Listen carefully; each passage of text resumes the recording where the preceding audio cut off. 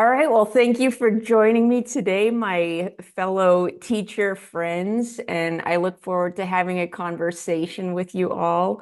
I'll just introduce you very quickly. Morgan Craig is my partner that I've never had a video call with before, so this is our first time on video ever, but a teacher in Philadelphia High School, and Akello Stone over in Los Angeles, California, a teacher at a community college teaching sociology. So today we just wanted to get together. We're working on an article about teaching and different kinds of contexts, thinking about, big level topics such as government funding of education, student debt, but just, our personal experience, what we see in the classroom. And we all kind of have a similar time in the classroom, around 20 years or so. And so maybe Morgan, you can kind of introduce yourself more and introduce your background of education. My name is Morgan Craig. I'm a teacher in the School District of Philadelphia. I teach art. I also have taught at the college level as well, both here and abroad, Australian National University. I've exhibited widely my own personal work. My educational focus throughout my 20 years in the district has been more or less with high school students. In terms of income, I would say overwhelmingly impoverished Title I schools. I have been in very much in the urban environment. And I think that's important for us to hear about, first of all, just because, of course, students go to high school and then maybe they come on to college or maybe not. But your experience in the high school level can kind of illustrate some of the challenges we might encounter then when they come to college. Or you can also see the gaps of why the students don't go on to college then. What is that kind of demographics in the classroom look like on a daily basis as far as what you're dealing with? Well, primarily speaking, the majority of my students are minorities. Many have no interest in college.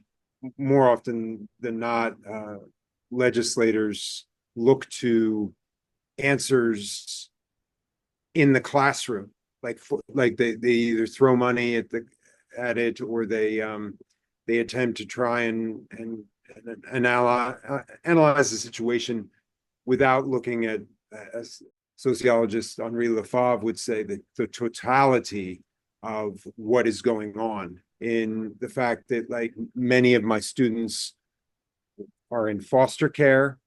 They have itinerant lifestyles where they could be in my high school 1 month, then across the city another month, then back at the high school again. I mean, this does happen.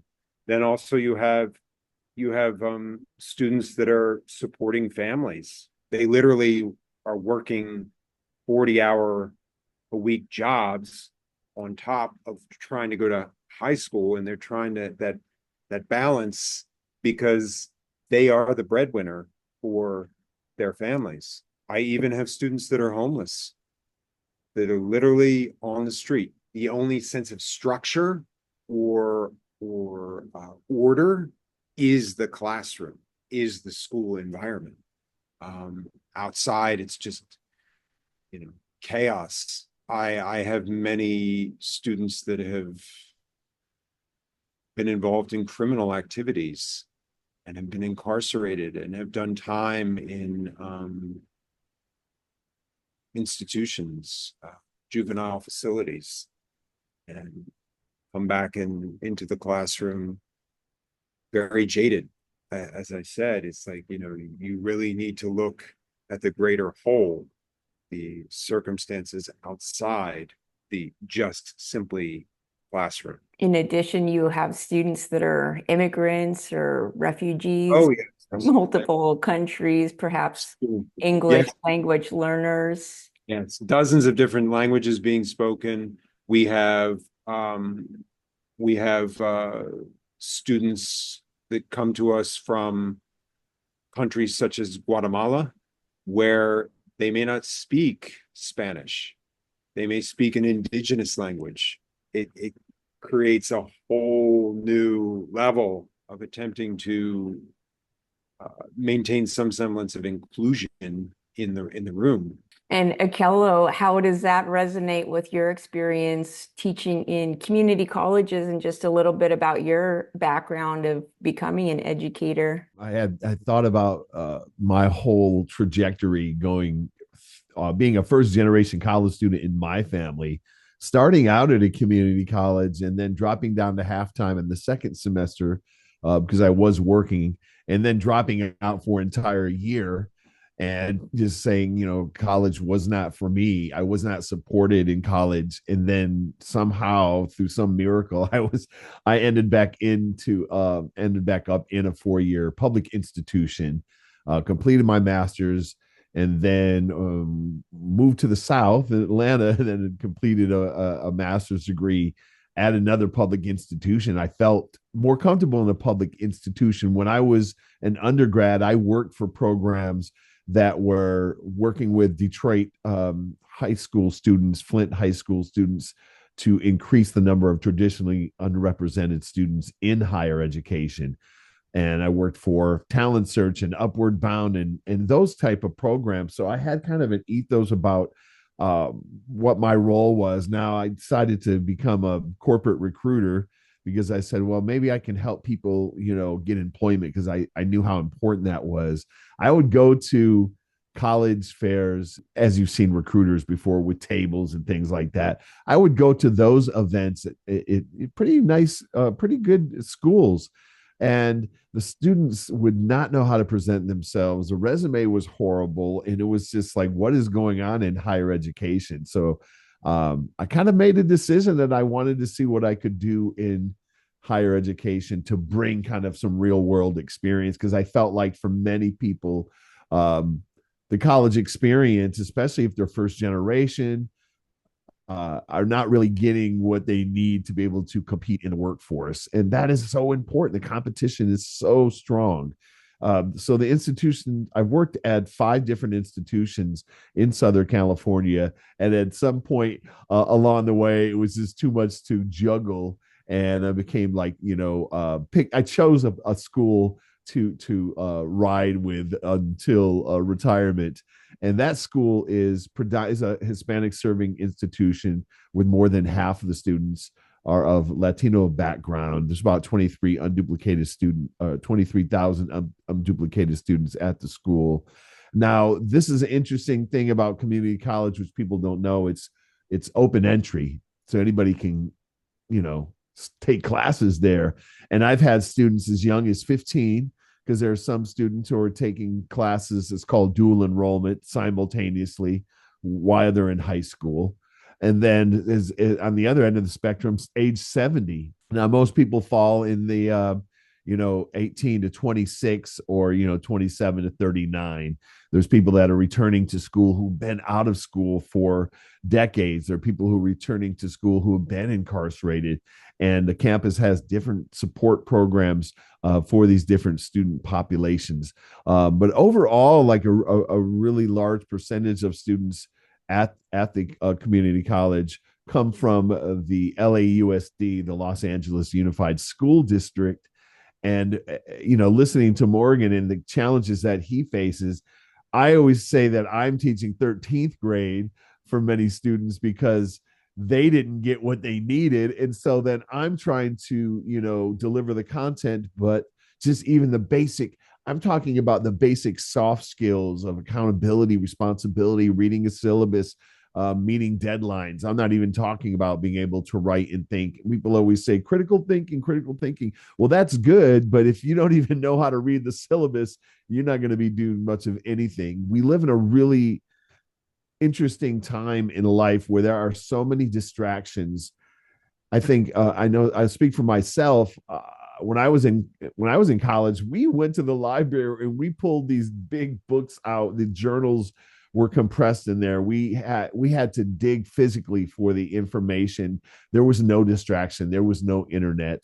And I feel I feel like things like TikTok and everything, I think they are disrupting the higher education experience. So in addition to the students who went to LAUSD, there are many international students that are trying to reduce the cost of their overall program, who are second English is their second language, but they're taking classes at the community college level to meet those general education requirements. And then there are the students who went to, that lived the beach cities like Redondo Beach, Hermosa Beach, which are pretty, affluent white middle class and above middle class students that they're not ready to go to a full on university. So it's a way to kind of a stepping stone. So we have all these different people, all these different cohorts mixing together. And for me, the most frustrating, I think, part of my job is knowing that if you screw up on that class and you're going to have like a stain on your transcript. I feel like in high school, if you get out of high school and then go on your educational journey, whatever you did or didn't do in high school is kind of gone, right? It disappears the more education you get. But if you're going to a community college and you're failing classes, you are going to have a hard time continuing on in your educational journey and hard time even competing in the workforce. So I actually feel that I carry some of that burden along the way, in addition to meeting the assessments, mandatory assessments for the student learning objectives in this report and that report, and the kind of evaluatory measures that are maintained. So it's balancing a lot. It's a lot more than let's learn sociology. It's so much more. I wish that's all it was, right?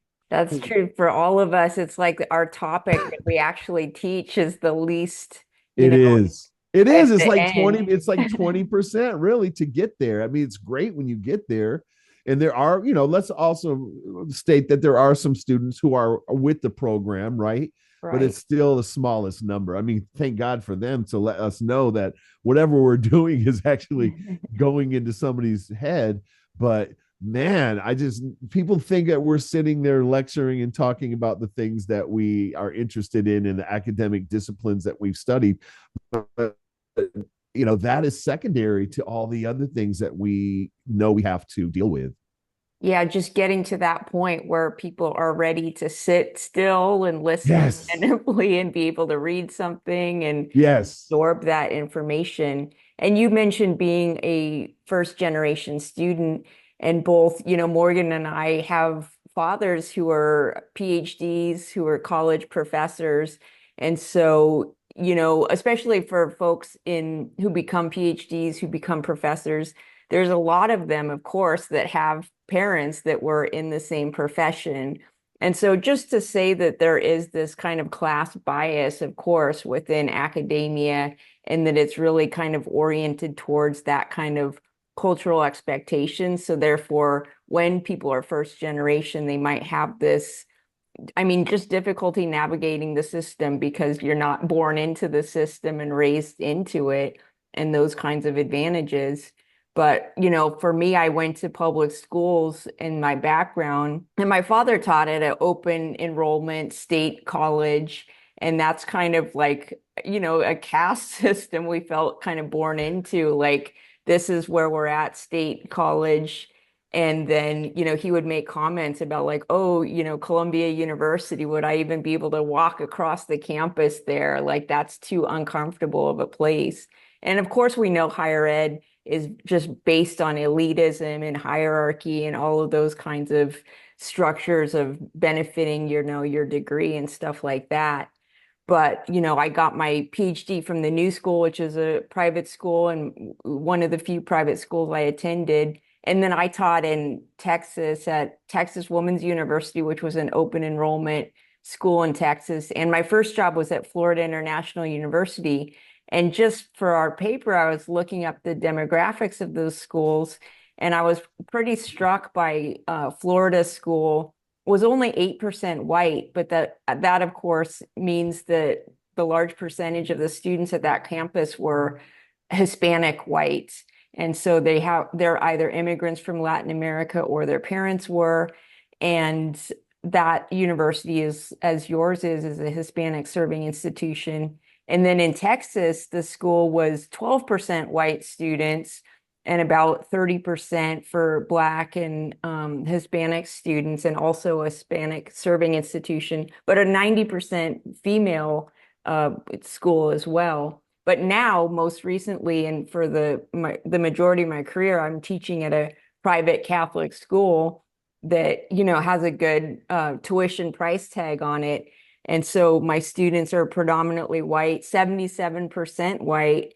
And so, it's just quite a contrast, especially considering the school across town, SUNY Albany, might have a 46% white student population. And so just, the students that enter your classroom really set up, what you're dealing with as far as any kind of behavioral or learning, issues and problems and the background that you have to give. So we're kind of just already in these segregated institutions then, it seems. Yeah, it's interesting too that you when you say white student, for example, then we could actually subdivide white students, the students that live in rural communities or Right, suburban rural. communities, or then those that are from the city and have always intermingled with people who didn't look like them. So then there's a diversity. It's almost like LA is broken off into just all these different areas and geographic areas and neighborhoods, and everybody knows who the predominant people that live in certain neighborhoods. And so they all, even though they might look the same, if you're looking in the classroom, they're could be quite different, based upon their class, based upon what their parents do, and also based upon where they live geographically and who they've interacted with along the way. That's a good point, because my students are mostly rural. And so they're coming from these towns that are 95% white, that are 5,000 students. Or 5,000 population in the town. Oh, They have like really tiny high schools they graduated from. So they come to my school and they think it's very diverse. But the students of color at my school are coming from New York City. They're mm, kind of traumatized by living up in this suburb. And so there's that kind of conflict built into this sure. population also. I definitely feel like to dovetail off of what Akello said, class is a Yeah. huge factor in terms of, especially in terms of dealing with white students that I teach, as opposed to white students from the suburbs. Sure. And then also you have to factor in there's a contingent of mixed race students in my demographic. I believe it's approximately 4%, two or more races, where especially a mixture of white and Latino in my particular school. So Mhm. I think that that's also something to be considered. I think the other thing too is that we all mentioned, having Hispanic or Latino students. And I know because I teach sociology, we do cover a lot of issues around cultural assimilation and culture that continues to maintain itself even after migrating to the United States. And I've have a number of students every semester who are young female students who are also mothers, who are also married, and who are also expected to maintain the domestic work, maintain the child rearing, and then they're also trying to get an education at the same time, and they are stuck in between those expectations. So that cultural dimension really adds another layer of complexity to their pursuits. The same holds true in my school. Sure. I have students that are expected to maintain this domestic. We have issues with students that are 15, 16, 17, 18, 19, even 20, raising their sisters, Yeah. brother, Yeah. having their own children, balancing all these different family Yeah. relations. It's just, and Yeah. then trying to get the education, and then in some cases even working a job on top of that. Yep. Yeah. Absolutely. Yeah. It's really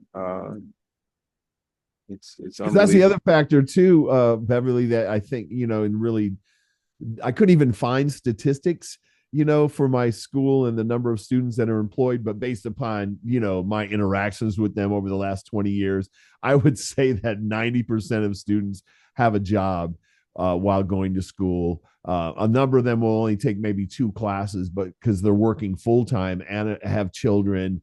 And then, that's a whole nother dimension. And someone that comes from, a blue collar rearing, like that was always the most important thing, was to get employment, right? Education was almost like secondary. So for me, I understand where they're coming from. And I worked all through school. I worked full time in graduate school while I was going to school. And so I understand that. So when, they tell me what they're doing, what they're going through, I give them strategies that I use, like, reading on your break, and if you're on public transportation, doing your work then, and finding these pockets, because the work, as I understand, work is not going to go away, right? It's not like, that's, you can just quit work. People will actually quit, drop out of classes. I'm not sure what each of your dropout rates are and what you start with. I start with usually 50 students, and usually by the mid semester, I'll have 35 to 40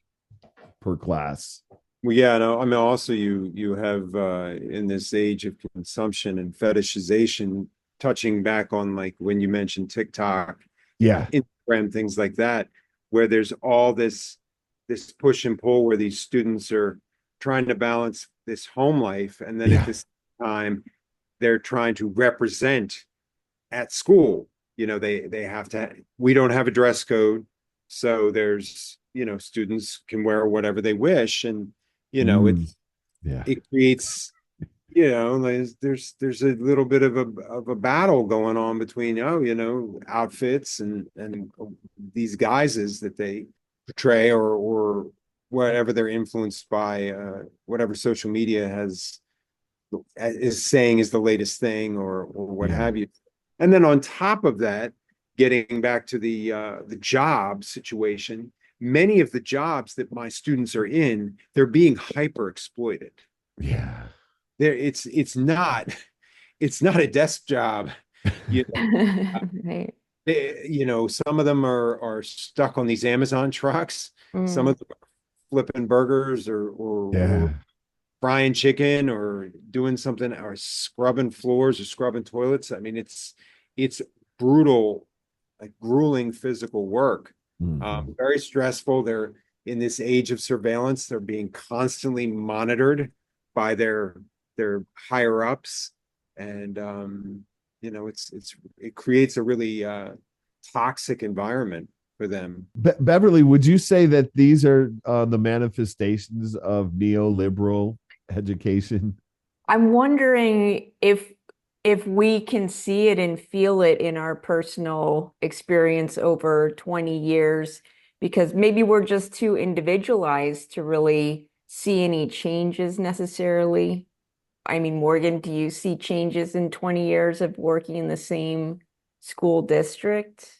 Changes as Just, far I guess, changes in kind of funding or big scale policies that have negative outcomes on students. I mean, you have the comparison of seeing how the suburban schools are funded and how those students have more resources or just perhaps personal stability. Well, it comes down to, as you said, with the neoliberal capitalist system, there needs to be a certain group of individuals set up for the service industry. Arguably, that's what's being done in these urban environments. They're providing an education for these students, Mm. not sufficient enough to get up any upwards movement in the hierarchy. I think And that is related to our paper topic because it's showing that there's, it's segregated, that you're going to kind of stay in your track then wherever you ended up in high school, and that there's not this promised upward mobility, which is the ideological aspect of, oh, education will help you move up, but actually it just maintains your particular level in the class hierarchy. And I guess for me, like I see the bigger picture just because I have lived in Texas, Florida, and upstate New York at these three different institutions. And so I can see the difference in students and those open enrollment state schools versus, I mean, my students are just, yeah, it's Akello, you mentioned that big dropout rate. Like, no, I don't have, maybe one or two students might drop out because they are getting a bad grade, but not a huge drop like that for sure. And so these students are very well prepared, but they're also not excellent, like, of course, I'm not at a top tier school or anything like that. It's my school accepts probably 60%. I think selective is when you get down to like 20% are accepted or something like that. Seeing these different state schools, like my students have attended private school their whole life. They've been paying for Catholic school their whole life, but yet I don't see that they're hugely academically advantaged either. Like they're still, I mean, they're literate for sure. They can write a decent paper, but they're not that interested in academics still. Oh, and that's a very good point. And I think that interest in academics, because I've had experiences in the past. I teach predominantly online now, but in the past I was like in the classroom. Some semesters I'd have 6 classes at 3 different schools, but I've actually pulled the students out before. Hey, can I talk to you in the hallway for a minute? And I will say, I don't know if this is higher education is right for you. It doesn't seem like you're here for the same reason that I'm here. I realize it's like no one is pushing them towards the maturity that's necessary. You have to be a certain level of maturity and responsibility that's beyond what you may have been pushed to do. And it also means there's going to be significant sacrifices that are being made.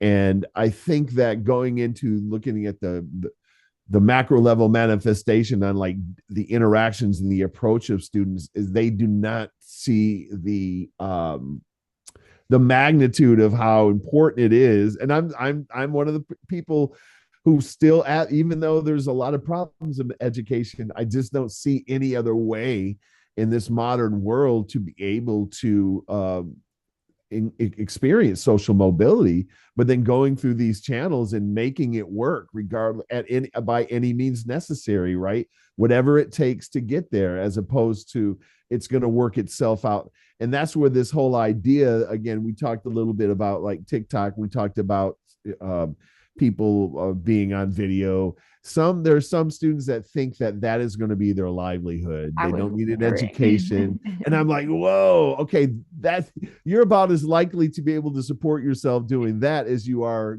being on an NBA team, right? That's worse than minimum wage. Exactly. And not to mention that is the amount of grind that you would have to do and accountability and self-directing activity. Put that into college. Get the degree. You have that degree that is going to somehow. I think that degrees are a pay to play. It's like I guess may you not have learned have to anything. go and you have to get the degree just to tread water, just to stay still. Because Absolutely. if you don't get it, you're going to go backwards. But to Absolutely. get ahead, like you need some huge kind of boost. Yes. Yeah. Well, and then you also have the financialization of academia and the fact that these individual institutions that are struggling are relying upon these tuition as a form of keeping themselves afloat. Yes. So they accept these students that are unprepared and underqualified to be in higher ed. And also the fact that and I run into this all the time where the locations of these universities and colleges is very remote. And I say to my students, are you really prepared to jump from an urban environment to somewhere where it's very rural, where the school, that's it. That's There's my the school. and in many cases, they're not Yeah. running back with their tail between their legs. Yeah. And Yeah. but the institution gets to keep that money. Yeah, but like Also, you stated it right there. It's like there's a head count, and at that once that head count is made, and the money is distributed, the hopefully there'll be some other students that are going to enroll in the next semester, right? That's where that Well, if whole you sell that class 3 times, the university is making their money then. yeah, right. And exactly. and it's this whole notion of pushing them through. They Yeah. get pushed through Yeah, and they wind up at a college or in university, and they're completely unprepared. And yeah, like you said, they end up having to take remedial courses, Yeah. which makes them feel even more right, inadequate, right, and right, they simply drop out because they're just completely at a loss as far right. as And they're paying for what they should have got in high school then. right. Yep. I Yeah, guess exactly. like another big picture thing, I mean, Akello, do you see a different level in student loan debt with your students? I mean, I guess they'd have to tell you personally. Maybe you don't get a sense of their debt burden over time if that's increased. I mean, I'm certain that the students that transfer out, that transfer to a 4-year college or university are probably taking out some loans. I mean, I've had students who have gone through to get their PhDs and get their MDs who started at community college and who were not wealthy, but they had that inner drive. But I also know that what we don't talk about is instead of deciding not to take out a student loan, there are many students who would opt to try to take a class without any textbook Uh, and I'm just like, wow, because for me when I was in school, like I had to have the textbook. There's no way that I would pass the class without a textbook. And they're just winging it. And, that's where the online education is a little trippy to me because, even though they wing it and they have access to whatever notes and things like that, right? To me, it's almost like the article, right? The article, all the references in that article that we're working on, those are all people who've done research, who've published and written works. And that seems to be slowly being taken out of the higher education system when I think that isn't the most important thing. Like a lot of my student loans were to pay for books. I've been in grad school. I remember some classes, there would be 7 books. But to me, that was like the most important thing is to get the book.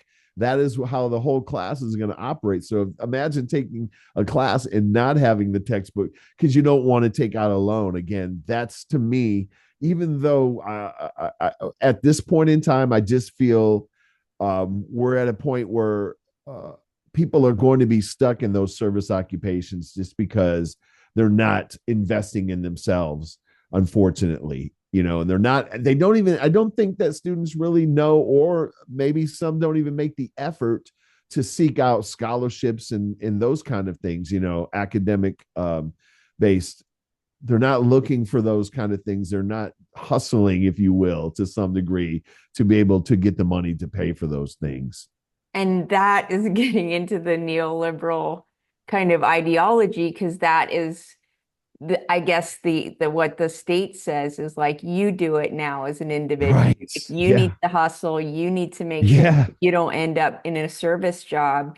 And it seems like we still have this kind of boomer mentality, like, oh, you're going to go to college and that's going to get you a full-time job that can pay all your bills and, the family wage, and you can buy a house, 2 cars. Like, obviously, we know that that's not possible. But what we can't seem to get through our heads is in the future, you're going to have a full-time job, these students of ours, and you can't pay your bills with one full-time job, Now you got to have 2 full-time jobs. Now you got to live with 5 people, like in the future, there's no limit for how screwed we are because there's no pushback. Of course, I teach sociology and we're talking about social class and inequality in my class yesterday.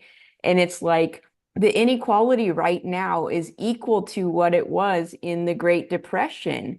But with the Great Depression, you had different contexts. Politically, you had a president that was willing to put money into social services. You had the wartime economy that was booming. You had the federal government putting money into the university to compete with the Soviet Union and stuff like that.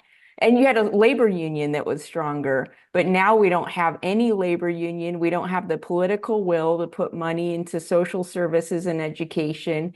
And so, these people, our students, don't realize that those are the kinds of structures you need in order to be saved in the future. And so their future is just so financially precarious, and a full-time job is not even going to be enough at all.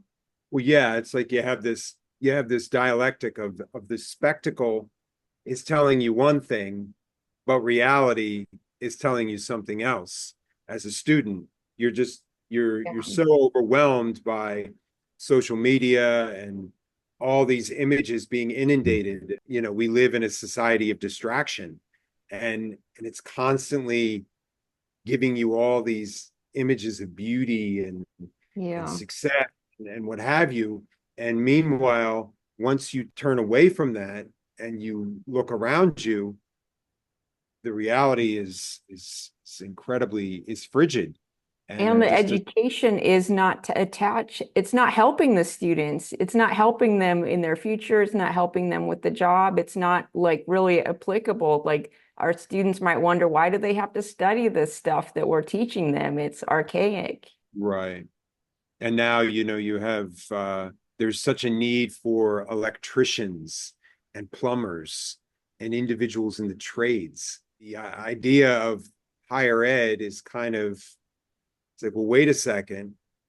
If I go into electrical work, I'll end up making a lot more money because it's in such high demand. I mean, welders, there's a perfect example. Much of this was eliminated in the technical schools. The vocational schools were eliminated in high schools and so forth over the last few decades. Mm.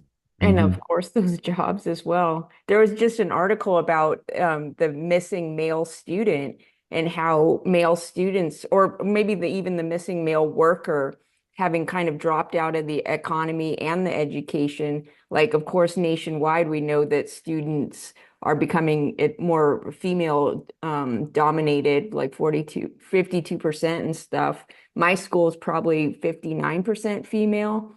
And so I don't know if you two also see that kind of gender shift, but just, male students are also kind of being pushed out of that college environment. Actually, my school is 60% male and 40% female. Mm. Interesting.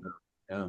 Yeah, but the school I currently work and other schools in Southern California that I've worked have been predominantly females, and maybe 55%. It's always over 50. Even in one particular school that I worked at for about 5 years, it was like 75%. What was interesting is when you were talking about the technical school and those kinds of educational programs that, like you said, they are necessary. I noticed that there are many students that I have in my class are going towards working in the healthcare field, like as nurses, which is something that does require, an education.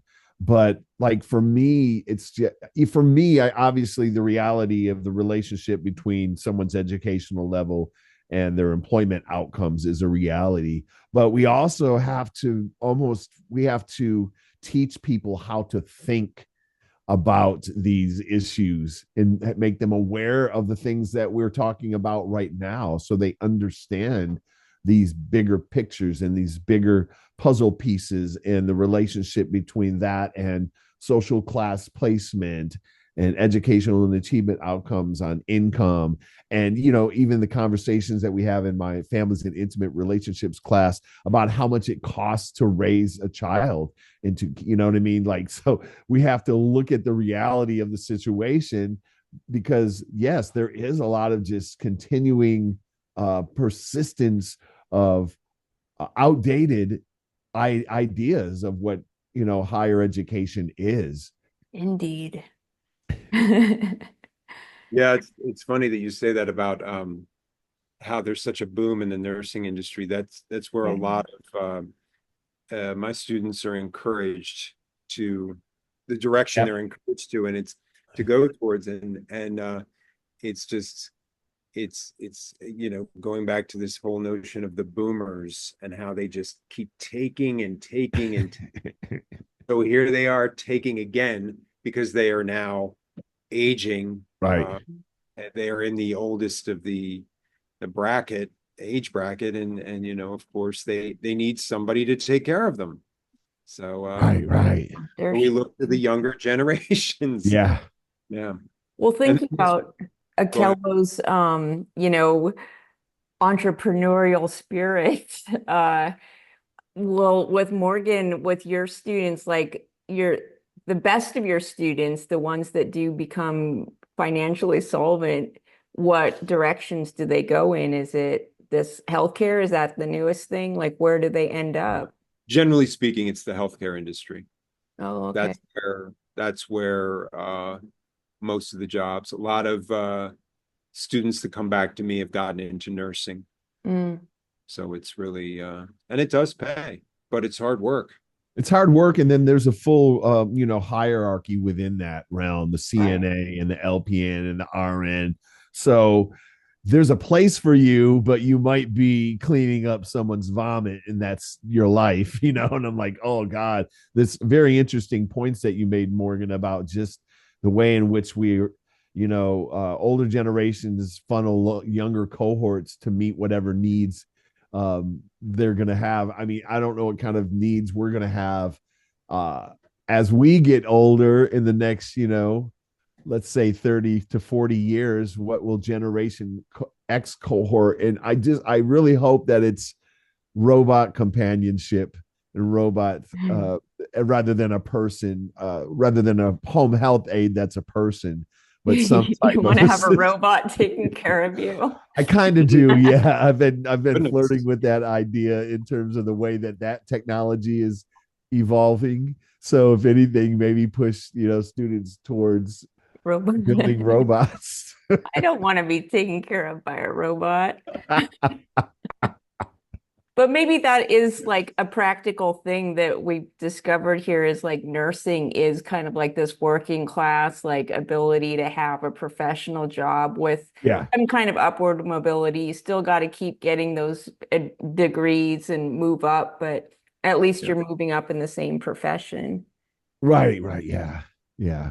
It's constant, that, and those type of jobs require constant retraining Mhm. as new things, technologies and new medical advances. Like you're constantly having to keep up with that and continuing education credits. Even doctors and dentists and everybody has to keep up with that. And there's when you think of higher ed, there are some people who are, they're still photocopying the worksheet that they used 20 years ago. There's no push to be innovative. There's no push. There's a certain level of bureaucratic stagnation, I think, that happens at the institutional level. And it's up to individual educators like ourselves to find the space within our own work to be able to counter the effects of this rigid bureaucracy. Oh, and I can tell you right now in high school, it's very scripted. Yeah. They're very controlling about what, following the curriculum. And if you divagate in any way, shape, or form, it raises eyebrows. Yeah. I have faculty members who don't want to have students read a certain text. They would prefer to substitute it for something else, but they want to think outside the box. But things are so regimented. And it's interesting because when they come to the art room, art is a lot more, shall we say, rhizomatic. And it's interesting because a lot of students don't know how to handle that. Mm. Mm. They're just kind of like, whoa, there's not a specific way you want me to do this. No, you there's a base, but then you form the superstructure on top of that. But that's your own thing. That's your own, what's going on in here. Like, you are bringing yourself to this work of art. You have the base. Education killed their creative spirit. Now Yeah, they can't think outside of the right. They're so Right. not Yeah. used to like, they're so used to like Yeah. what it said, like these the worksheets, teaching to the test. Yeah. Yeah. rote, Yeah. rote instruction, Right. Right. Right. Right. teaching to the test Yeah. that they don't, Yeah. they- Well, that's interesting that you say that. And then this is like to Beverly as well, because when I'm thinking about like giving more interpretive, expressive reach on academic subjects in sociology, they need like more step-by-step guidance along the way. And I was like, what? I never had that. My education was always rigid, right? But I feel like I'm in a position to be able to create some innovation. And when you do, it's like, oh, they don't even know what to do with that. Yeah. They want me to tell them like what they should write their paper on. It's like Exactly. pick something that you can enjoy for an assignment. I mean, I remember even dialoguing with the student and saying, well, what interests you, in Yeah. understanding human behavior? And they said, well, nothing. I Yeah. said, well, maybe you need to like pretend that you find something interesting. Just I'm like, fake what do it. you want to major? What do you want to do with your life? What do you want career do you want? I'm like, I don't know. It's like, Yeah, wow, you don't exactly. know your own Like, life. what do you do with that? And I'm just stunned. I'm like, it's like really stunned. And like they're just waiting to be force fed Yeah, force ideas. fed. well, yeah, because that's kind of, it started it in elementary school Yeah. as Yeah, continued. absolutely. Then on Absolutely. top of that, they are faced with this, however you want to phrase it, Anthropocene, climate change, climate catastrophe, what have you. Like, they're being Right. told that the world is getting warmer and warmer, and there's going to be all these disasters and so forth and so on. They can't help. Some of them are kind of like, well, what is my future really going to look like? Where, what is the point of doing all of this when I keep being told that the apocalypse is on the horizon, the end True. time. Yeah. True. Yeah, we do perform optimism, and even in the ideas, even if we know it's going to be really bad for them, we've got, I mean, part of our job is to perform optimism even when we don't feel it, but even to find optimism in small doses, like we've learned. I think our generation has really learned to balance the two, the apocalypse and like, here's my day-to-day life while I'm here. It's the world is still here, so what can we do while we're here in understanding the I world, right? gotta pay the mortgage until then. While the world burns down. Yeah, Still, exactly. the Well, wolves are at my door. we still have to have somewhere to live while the world is, if it all happened in like one flash moment where an asteroid hits, then we would have we I could see like a change if they said, oh, this asteroid is going to hit in like 90 days and the world's going to be destroyed. I could see that, but there's this great uncertainty in how everything is going to play out. And so in the moment, like while you're here in the moment, and the moment could be like, 100 years. I'm like one of those people like, oh gosh, I hope I'm dead before all this stuff starts really happening, but I Said to don't them. I don't know how it's going to be. I'm like, I'm glad I'm not your age, you guys. How do you even have hope for the I future? never say that, yeah, but I think that too. It was like, I always wonder what the workplace is going to look like, and who is going to be. There's going to be people that are going to have, let's say, that type of innate management, style or position, but there's going to be still a lot of underlings that are going to be doing really menial tasks, even though it's like probably digital work or at a computer, but still really mean. They might as well be pushing a broom or being on a typewriter or something, because they're not really thinking for themselves. They're executing. And when something happens because I, in the work that I do with commercials, a lot of the production assistants are like, 22, 23. Mm, And I see how they operate with the people who are managing them who are like 27, 28. mm. And if something is not working, there's no re-engineering, there's no going in and figuring out the root of it. It's just like, let's just keep moving. Like there's no problem solving in certain areas that I guess as a generation Xer, like I immediately want to stop and solve the problem so it doesn't occur again. But getting back to what you just said earlier, you're kind of in your head, you're thinking to yourself, which that quote that was attributed to Louis the 14th. First there is me, and then the deluge. That kind of thinking, Yeah. like, oh, I will be, I will be long dead when this and when things finally collapse. So Well, any other kind of questions about like the orientation of our paper or like these larger level stuff? Like, what did you all think about how it comes together? I read it. I thought you did an excellent job bringing in all the pieces and making a really definitive statement really about how education still continues to shape society in ways that we act like is not happening, right? But it actually is happening and it's manifesting at every level. And it's really connected to, and like like you said, mentioned caste system.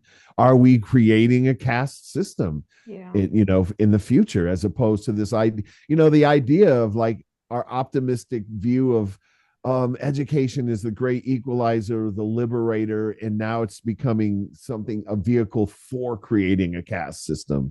And that's a really scary thought. And I think people need to spend time really putting their head around that. And I think, if anything, the article really shows that from both a personal and professional standpoint, but also from an institutional standpoint. So, really good balance on that. What did you think, Morgan?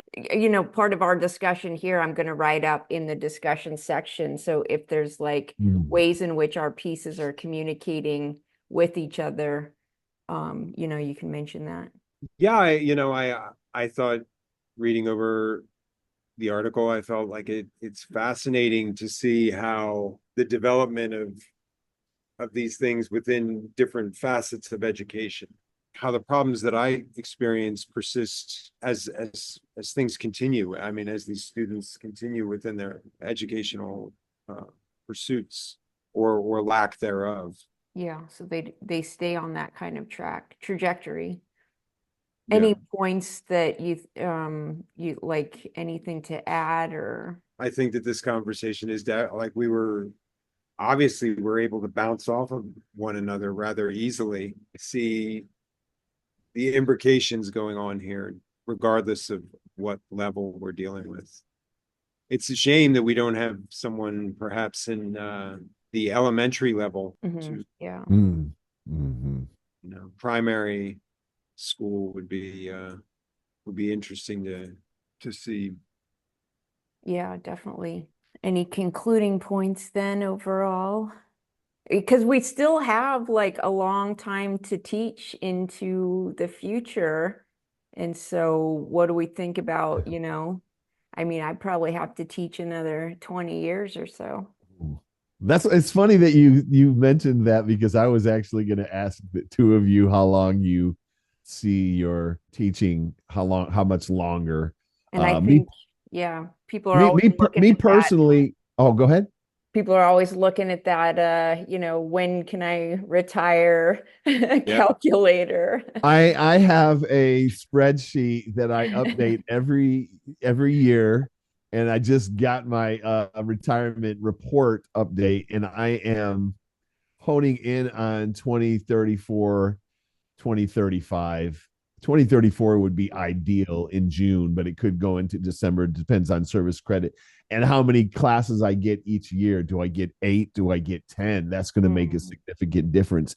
Not that I want to just give up. And of course, I want to, really be there in the 10 years.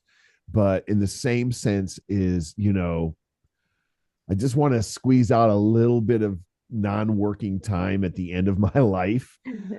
I'm just not even going to lie. I just want, even if it's like 5 years, to experience that. I've been working since I was like, 12. So to be able to not have to work and then be able to, contribute in different ways without my livelihood depending upon what I say or what I don't say, because there is a certain aspect of, you've got to really be aware of what messages you're putting out there, not only to your students but to the institute around the institution that's actually helping you survive. So there's a certain personal discretion that happens where when you're retired you might could be a little bit more vocal about certain things. Yeah, it's crazy because it's so often that I'm in class or I'm around colleagues and I just hear them trying to figure out that magic number, how long they have to do this. It's like they're suffering, like it's just and then at the same time they're wishing their lives away. Yeah. Like what are you rushing for? Are you that miserable?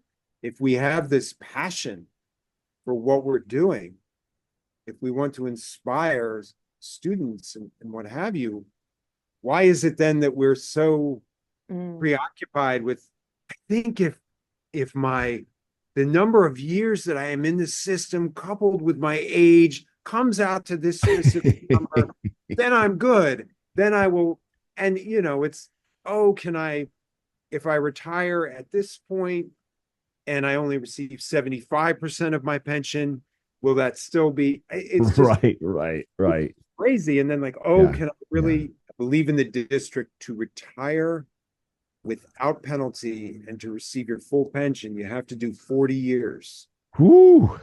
So, Right. Yeah. I also have to question that this system that we're in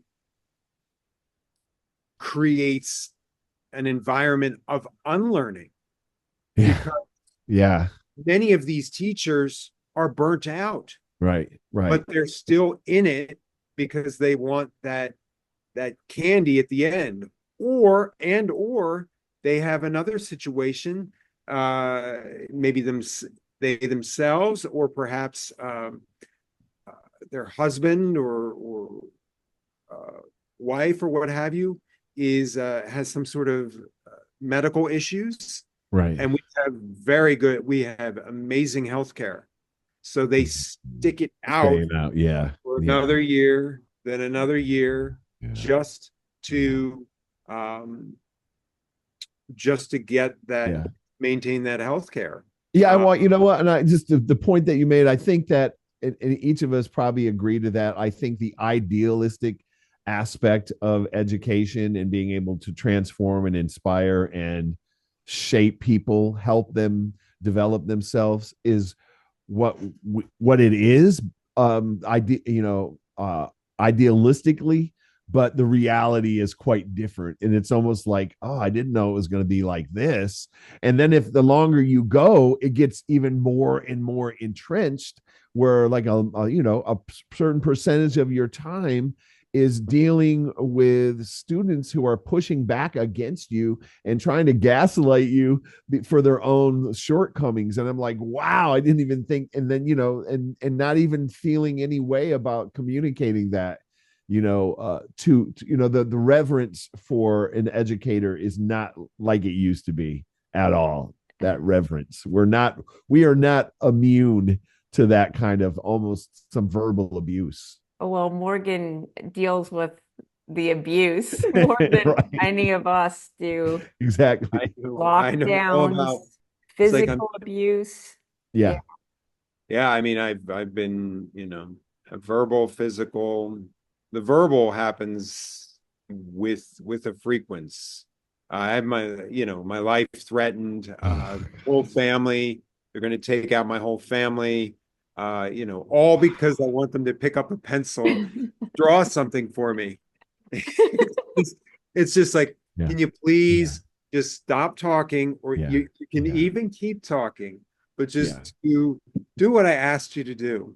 And it's just too much for them. Yeah. Yep. Yeah. I mean, like, I don't know how you do it, man, because I've been stationed, if you will, at high schools to teach a college level course, and they didn't even give you books or anything. And I was like, oh, I could never do that. And it's just it's a wholly different set of challenges that you have to deal with. So props to you for, continuing on despite that. Cause I think that if anything, when you were talking about the individuals and they're counting down the days, it's because they're being abused, and that takes an emotional toll. Oh, it's absolutely exhausting. Yeah. You have an inclusion class where you have emotional support, autistic Right, support, right, you have right. general ed, and you have a myriad of other things going on in the room. And you, the sole individual in the room that has the authority to teach, is expected to handle all of that. Mm-hmm. Absolutely exhausting, and really it beats you down. What is realistic as far as being an effective teacher in terms of years in comparison with the 40 years you need to do in order to achieve a full pension Yeah. is just, I mean, it's puerile. Then there are those that last the full 40 years, Yeah. even beyond the 40 years. A few years back, there was a math teacher, and he had been at the high school I'm currently teaching at since the Johnson administration. Wow. Yes, the Johnson administration. Mm. So he did finally retire, but there was a completely different example where no sooner did he retire than he passed away.